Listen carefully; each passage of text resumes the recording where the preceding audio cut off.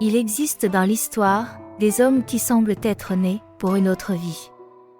Des hommes talentueux, raffinés, sensibles, mais placés au mauvais endroit, au mauvais moment.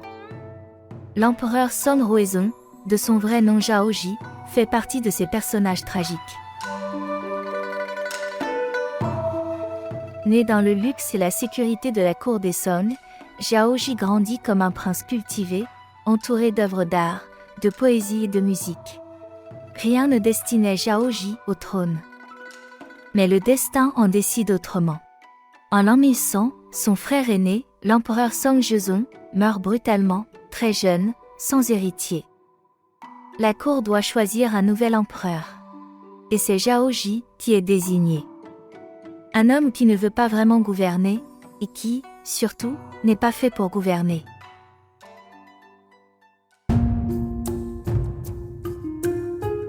Au début pourtant, Ruizong essaie sincèrement de bien régner. Mais à cette époque, la dynastie Song est paralysée par les luttes politiques. Depuis des décennies, deux camps s'affrontent sans relâche. Les réformateurs et les conservateurs. Chaque décision provoque des querelles. Ruizong finit rapidement par perdre patience. Fatigué des affaires d'État, il préfère confier le pouvoir à un homme habile, flatteur et extrêmement opportuniste, Cai Jing. Cai Jing comprend parfaitement son empereur. Il sait que Ruizong aime les arts, les palais somptueux, les collections rares, les spectacles raffinés. Alors il nourrit ses passions, pendant que l'État s'enfonce peu à peu dans le chaos. Dans presque tous les domaines, sauf la politique, Ruizong est brillant. Il crée son propre style de calligraphie, avec des écritures fines et élégantes, comme du fil métallique. Ses peintures d'oiseaux et de fleurs deviennent des chefs-d'œuvre de la peinture chinoise. Certaines sont encore admirées aujourd'hui, dans les plus grands musées. Il fonde une académie impériale de peinture et organise des concours artistiques pour sélectionner les peintres de la cour.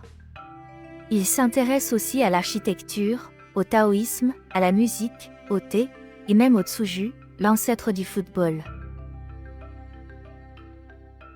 Pendant qu'il admire des peintures, l'empire se fissure. Les impôts écrasent les paysans. Les révoltes éclatent dans plusieurs régions. La corruption devient omniprésente.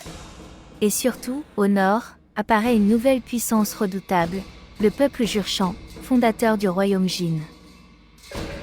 À cette époque, les Song considèrent encore leur vieux rival, le royaume Liao, comme leur principal ennemi. Ruizong croit alors avoir trouvé une idée géniale. S'allier avec les Jin pour détruire les Liao. Mais Ruizong commet une erreur fatale. Il ne comprend pas que les Jin observent aussi les Song. Et lorsqu'il voit les armées Song, incapables de combattre efficacement, il réalise soudain une chose. Le véritable trésor à conquérir n'est pas le royaume Liao, c'est l'empire des Song.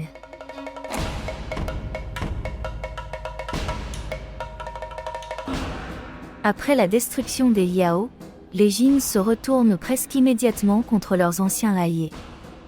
Les armées du Nord avancent rapidement vers la capitale Kaifeng. Et c'est là que Ruizong révèle une nouvelle fois son incroyable irresponsabilité. Pris de panique, il abdique brusquement en faveur de son fils, Song Xizong. Puis il s'enfuit vers le sud. Quand la situation semble temporairement se calmer, il revient à la capitale, avant que les Jin ne lancent une seconde attaque encore plus terrible. En 1127, Kaifeng tombe. Ruizong, son fils, des milliers de membres de la famille impériale, des ministres, des femmes de la cour, tous sont capturés. L'homme qui vivait parmi les peintures et les jardins raffinés est désormais traîné vers les terres froides du Nord.